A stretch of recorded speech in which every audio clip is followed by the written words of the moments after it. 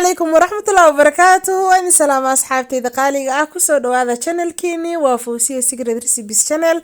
هدا عصوبتها waxaan ku leeyahay ha ismarteenina hadii aad hore u joogtana minankaadi waaye maanta waxaan idin wadaa digaagan KFC digaaga lagu sameeyo oo kale wax ma dhaanto ka fiican sababtoo ah adiga gurigaada ku samaysatay saliid quruntay iyo waxyaabo maaragtay kiimika ahna laguma darinin gurigaada ku samaysa ka soo tuur intii lacag badan lagaaga xaabsan lahay ciyaalkaada u samaysa hadaa banaanka aadaysin inta u shiilatid hore u qaado haddii maalinka oo ka maaragtay weekendiska isaga tuuro adiga le waa sida u samaysatid quruxdiisa u jeeda sida u bislaaday insha Allah ila sameey inta waxaan ku soo shubayaa nus kiilo camal bur ah aniga waxaan isticmaalaa digaag badan shiilaya ilaa 2 kiilo iyo bar ah marka hadii digaagaada yar yahay iska yareysa burka waxaan ku soo daray baking powder iyo baking soda oo maaragtay nus qaado iyo nus qaado waxaan kaloo ku soo daray bahashaan la dhahayo oo xalwada lagu daro cornstarch ama hadda u taqaanto nasha ama warango intaas magacba hadda u taqaanid oo xalwada lagu daro ayaan ku soo daray oo 2 qaado ah waxaan kaloo ku soo daray barbarooniga budada ah iyo basbaas yariis ah basbaaska hadii ciyaalku cunin ama ilmaha basbaaska badan jecel yihiin u badso haddaad rabin iska dhaaf aan waxyana ku soo darsaday sidoo kale waxaan ku soo daray filfil waxaan kaloo ku soo daray huruud asxaabtayda qaaliga ah kadibna waxaan sameynayaa waan isku soo walwalaaqayaa insha Allah waa isoo dhexgelinaya alaabtii meesha ku duubay kasto qayb mugdi ka taa qaybna waxa ku dhacay iftiin afwan raal noqdo waxaan ku soo daray sidoo kale cusbo yar cusbada qiyaas adii jecesha ka dhigo adii cusbo adii hal qaad camal ku soo daray waxaan kala qaybinaa marka alaabtii aan hadda isku soo diyaariyay waan kala qaybinaa laba u kala qaybinayaa qayb waxaan ka rabaa qaleel qaybna waxaan waa qasi doonaa qoyaan ayaa ka rabaa insha Allah waxaan ku soo daray qaybtaan maraq digaag hal xabo ah iyo Royco cube oo xabad ah hadii aadan jeclayn maraq digaag iyo Roykada sidaan ka arkay kubitiskiina waxa isticmaali kartaa cusbada ina u badsatid adii dooqaada laakiin dhadhan macaan ay isiinayaan ina ku darsadaa jeclaaday asxaabtayda qaaliga marka si fiican isku soo dhexgelinaa burkii waxaan ku soo dari doonaa 4 xabo oo ukun ah ama bite sida u taqaanidbo kadibna biyo ku soo daraa waa qasaya waxaan ka dhigayaa si aan biyo saayidan ahayn adeegna ahayn hadda adeeg saayid ka dhigtid burkaada hadhowto korka qaleel saayidan uu ka noqonayaa digaagaada si qurux badan kuugu ma soo baxayo hadda saayid biyo uga dhigtidna korka ma kuugu yeelaayo qajajac u baahan tahay marka dhexdhexaad ka dhig insha Allah alaabtan waxaan ku dhahaa ka sheekay doontiin asxaabtayda qaaliga waxaana fiidiyowga in ku tusin anig digaaga markaan dhaqay qal iyo liin ayaa ku dhaqay kadibna cabaaran waxaan la dhigay biyo oo yar oo aan ku daray sokor yar oo adii qaada camal ah iyo waxaan ku daray cusbo marka waxay sameynayaan cusbadaas iyo sokorta yarta waxay dhexda ka sii gali doonaan digaaga waana nadiifin doonaan oo waxay ka dhigayaan nadiif saa'ida calashaan wasaqdan way ka bixinayaan dhadhan ahaana dhexda way ka galayaan waan dhaqay marka hore oo waxaan ku dhaqay liin iyo qal waa kana saa u jeedin burka sidaa ka dhigay digaaga marka biyihi ka soo bixiyana waxaan ku soo shubay saxan weyn oo ay korkayga saaran tahay Xaviet si biyaha uga dhamayso oo qoyaanka uga dhamaado alaabtii kala qasneed waa kana qaybta qaleelka ahayd iyo qaybta qoyneed insha Allah marka hore digaaga maqaarkiisa uu qabaa iskiinkiisa sababtoo hadda iskiin ka bixiso ama maqaarka ka saartid korka ma kaaga noqonayo maqaleel qajac ama kaaga noqonayo saliida dabka isi saaran tahay muhiimaddu waxa waa saliida marka hore inay si fiican kugu kulaato si marka burkii iyo maarta qoyaankii qaleelka ahba saliida kuleelka markay ku dhacdo horay ayuu qaleel kaaga noqonayaa oo maarta ma kala daadanayo kadibna dabka u gaabinaysaa si uu sakaaga guban digaaga soo bislaanin marka qaybta qoyaanka hangaliyay qaybta qaleelka marka geliso waxa sameeysaa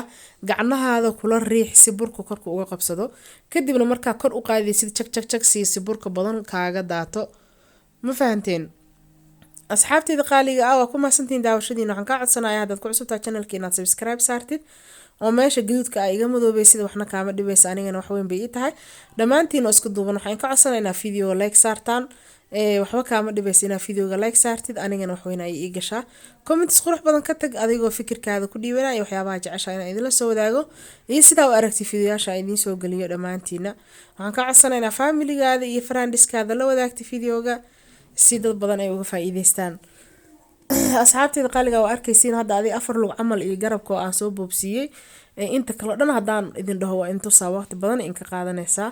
aniga saliido karkar ah ayaan 3 daqiiqo ugu horeysa ku riday.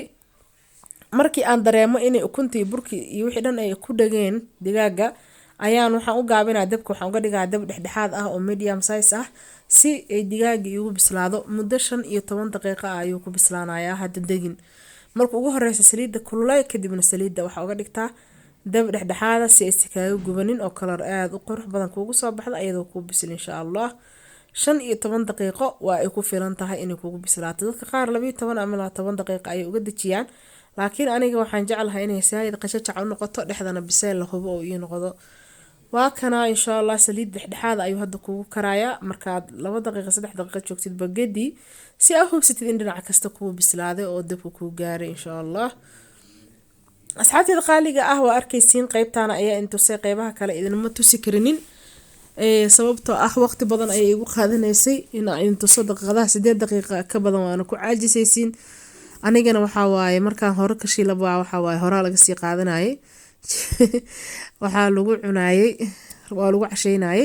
waa u jeedin sidoo kusoo baxay qajajac inay tahay oo qurux badan. maxay kuu sheegtaa midda maqaayadaha lagu gado oo aadan hubin waxa lagu soo sameeyay iyo waxa lagu soo daray, oo aadan hubin saliidda la isticmaalinay taa bil ka hor iyo in kale soo gurigaada kuma samaysan kartid maalinka xataa ootina aadaysiin. yaa waa u jeedin indhihiina ayaa idin macalina dhadhankan anaa idinka hubo. haddii aa is leedahay ama gudaha ciiriin ka tahay insha Allah waa intusi doonaa. hortiina ayaa maaragta lagu ruugi doonaa hortiina lagu ruugi doonaa fadhiga kaca kasoo tuura insha Allah. waa arkaysiin qaybtii garabka ayadana waa ugu dambeysa kasoo bixiyay insha Allah. halkaana rabaa inaan idinku tuso sidee kusoo baxday haddii ilaahay idin insha Allah. marka hore weel oo tiish saarayaan soo saaray saliid aan kasoo bixiyay, kadibna saxankan ayaan idinku tusayaa sida ay kusoo baxday insha Allah. quruxdeena ishiina idin macalina insha Allah. hortiina waa lagu ruugayaa ilaa lafta kama dambeynteeda saa u aragtaa inaysa dheecaan iyo dhiig midna lahayn ee laga dhameeyay. asxaabtayda qaaliga waa ku mahadsantihiin daawashada aad daawanaysiin channelkeena iyo dhiirigelintiina had iyo goor. ilaahay dembigeena iyo dembi waalidkeena ha dhaafo, wadankeena ilaahay nabad ha nooga dhigo, awlaada ilaahay ha noo xafdiyo, aswaajta guryaheena guryo diinta ka nuurta Allah naga dhigo. ummadda muslimiinta meel kasta oo aad joogtiin waxaan hawada idin soo marinaya ilaahayga rabbiga inuu dembigeena dhaafo, ilaahay uuna asturo. qofkii irsaaqada cariir ku tahay irsaaqad waasac siiyo, qofkii xanuunsan dembi dhaaf iyo maqfiro iyo caafimaad Allah siiyo. dhammaanteena isku duuban Allah noo wada naxariista, Allah diinta nagu hanuuniyo. adinkan iisoo duceeyo insha Allah. awlaad ilaahay ha noo xifdo, qof kasta meeshuu ka tabanaya xanuun iyo dhib ilaahayga rabbiga ah ka faydo. in la isku duceeyo way fiicantaa muslimiinta. ducada qaa'ibkana waa la isku aqbalaa insha Allah. ilaahay ducadeena kuwa la aqbalo mid la aqbalo Allah ka dhigo. waa arkaysiin walaalahayga qaaliga ishiina ayaa idin macalin ah. yaa ishiina ayaa macalin idin ah insha Allah. sidoo kusoo baxda digaagu arkaysiin maxay u sheegaysaa midda maqaayadaha taala laga yaabo inay kana macaantaa kana qurxan tahaybo. marka isku fiirisaan ama isbabar dhigtaan insha Allah. waxaa hubtiin ayaan ku dara hortiina. ishiina ayaa idin macalin ahay, waxaa inka qariyana ma lahan. hortiina ayaan rabaa inaan idinku tuso digaaga ilaa qaybta ugu dambeysa inay la isku hubo biseelkeeda. dadka qaar ayaa waxay ka shakiyaan in digaaga asoon la karin haddii la shiilo uu dhadhankiisa ama dheecaankiisa laga dareemayo digaaga ciiriinka. hore ayaan waxaan soo geli video anoo intaa maraq ka saaray, maraqi bariis ku karsanaya digaagina shiilaya. video kasoo daawan kartaan haddaa ka cabsanaysid inaad sidaan u shiishid oo aadan weli kalsoonida maaragta wax kariska aad heerkaas ka gaarin. waxaan ku leeyahay insha Allah waa inoo dhiirigelin iyo insha Allah inaa isku daysid inaa kasoo tuurtid. hadda hore u sameyn jirtan waxaan ku leeyahay keep going. haddii waxaa sameyn jirto wax ka bedelan aan kula soo wadaagan waxaan ka codsanaa insha Allah inaad isku daydid insha Allah oo aad kasoo tuurto. waxaan kaga sii tagay assalaamu calaykum waraxmatullahi wabarakaatuh. fi amaanillah.